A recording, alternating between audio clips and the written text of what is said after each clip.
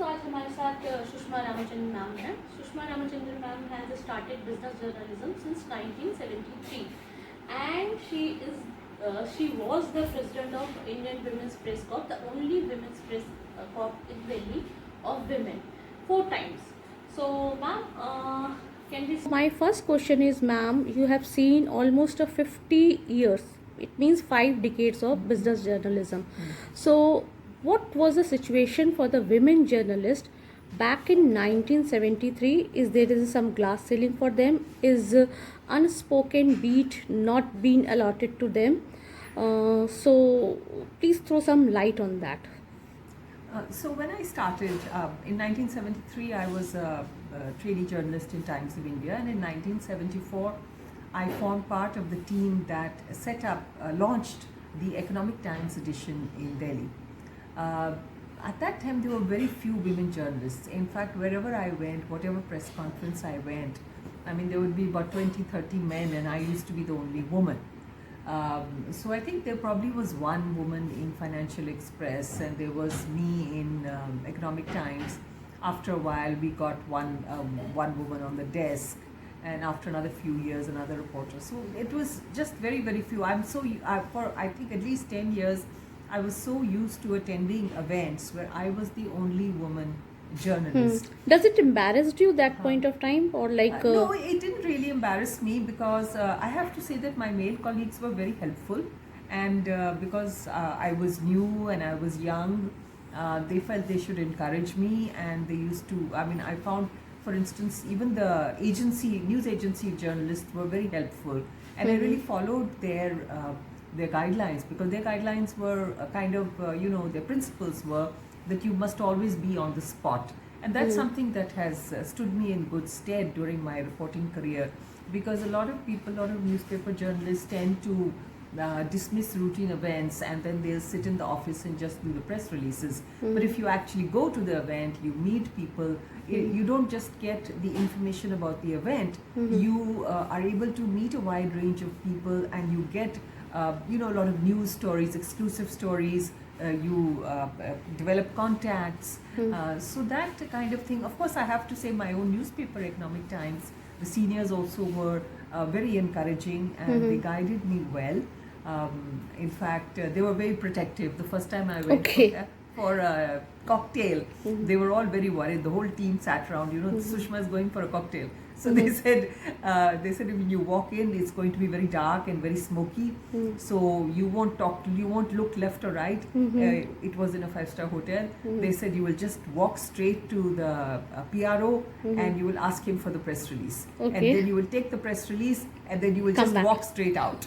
So, since they scared me so much. That's interesting. In Delhi. Yes, so they scared me so much that there are going to be men drinking over there. Sushma, please be careful. I was in my early 20s. I was a young girl, and my colleagues were all in their mid-30s, 40s. They were kind of felt like uncles to me. And so they told me, Sushma, be careful. People are going to be drinking over there.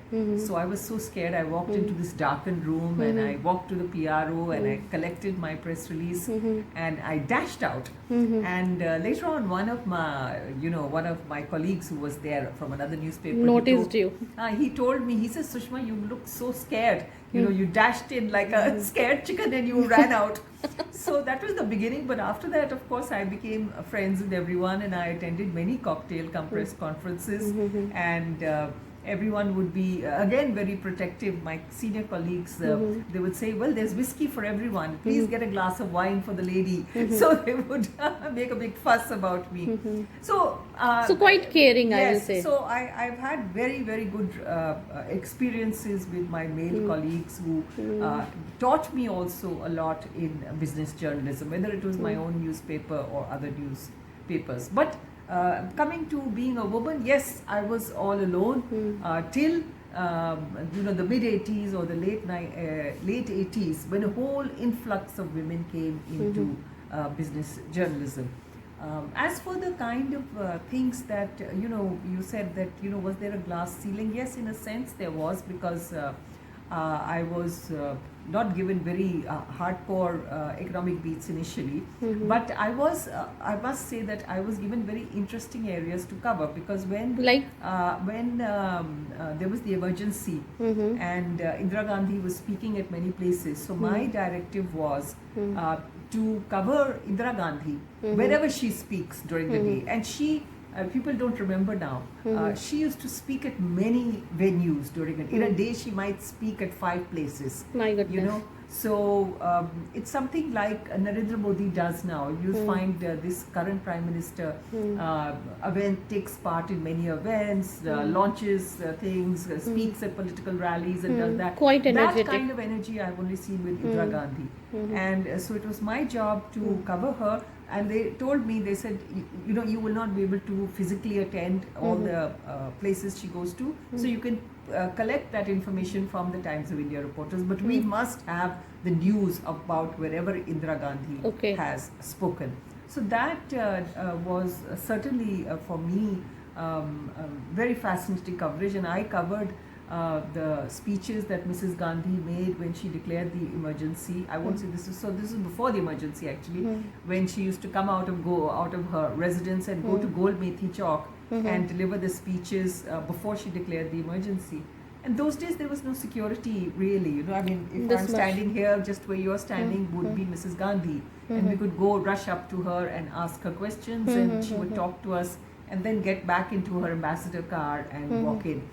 So you could go very, very close to the Prime Minister at that stage. Of course, things changed after her assassination. So that was one very fascinating area of my coverage. The second was also political.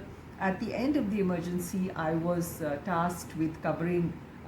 At those days, you had the Janata Party, you had the Congress for Democracy, and you had, of course, the Congress, which was the big, overpowering, political party. At the end of, when Mrs. Gandhi declared emergency, when she declared the elections after the emergency, we didn't have enough political reporters in Economic Times to cover the Janata Party, and it was considered a very unimportant party. So, and I was the junior most reporter, so they said, well, all right, you can go. You're an unimportant reporter. This is an unimportant party. Nothing is going to happen with Janata Party. So the senior journalists all went to the Congress and the Congress for Democracy, and so every day I attended the briefing of the Janata Party. But the day the election results came, and suddenly, Janata Party became the party of the victorious. It was to form the government, and I was told, well, Sushma, now Mr. Narendra Reddy, our political correspondent, will take over, because now suddenly it's very important. So that was Did you feel too bad that point of time when you were asked to leave that beat? I did feel bad, but because I was so junior, that I really recognized the fact that now it has become a ruling party. And these are political nuances that probably I wouldn't understand. And I was quite happy, because I was, I have to say, because I was the junior most, and because there was so much to cover, it was not like women journalists in other newspapers who had to cover very unimportant things. I was always given very interesting and exciting things to cover. I must say they utilized my capacities or capabilities to the maximum. I was asked to cover Delhi government, then I was asked to cover ministries, and slowly I was asked to cover more and more important ministries. So there was really no glass ceiling for me, but there was an area which the Economic Times or other financial papers was not interested in, and I was interested in, being a woman. And that was about what women are doing in the economic field. And I got a report of the first report of of the National Commission of Women on the status of women. It's a very iconic report, the Status of Women report, and it was given to me by somebody, and I went to my news editor, and he said, this is not important for Economic Times, and you better give it to Times of India, because we're not interested in the status of women. And I was so horrified. So of course by that time the Times of India correspondent had told me that she already had the report and she was going to file it. I mean, it was not that I had added it over to her. She already had it. But I felt very unhappy over the fact that a financial paper did not consider the role of women, the status of women, to be important news for the paper. So these were the areas that I felt very unhappy about. There was very little coverage on women, what women have been doing. But I have to say that this situation has now changed a great deal. You'll find a lot of coverage about women, and you'll find a lot of coverage.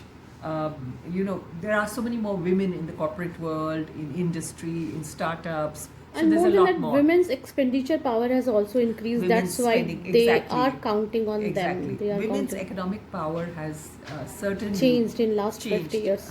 considerably. So that has definitely made a difference. So that was the main area. Subsequently, I was also given. As I said, there was no glass ceiling per se, in the sense that I was given coverage of the most important portfolio, finance ministry, after 10-15 years. And then of course I left Economic Times. I joined another financial paper, and then I joined the Hindu. So I have not really, but there was a glass ceiling in terms of promotions. I was given promotions, but when I went to other newspapers, I found that as a woman, they would give other people with the same seniority and experience, who are men, they would give them higher designations than to me. And pay scale? And pay scale also, I found it was very difficult for me to negotiate a higher salary when I joined different newspapers. But that was my experience. But now I find that you'll find in the financial papers, women are at senior levels, they are at decision making levels, and their salaries definitely have gone up. So there is definitely a change. There are I see so many women covering finance, which is the top portfolio really for women. And now of course you have the other portfolios that are important are IT and artificial intelligence, and energy. Of course, I have always been covering, but these are the new sunset areas, AI and things like that. So I have been very happy to see the change in financial papers. But this came only, I think, after liberalization, after 1991. You saw the change in the economy. And therefore, a lot of opening up, a lot of new industries, the equity culture was developed. And then you found women journalists coming in. So it's only really from the late 80s or early 90s that a whole lot of women journalists came into the profession. Thank you, Sushma ma'am. Thank you very much.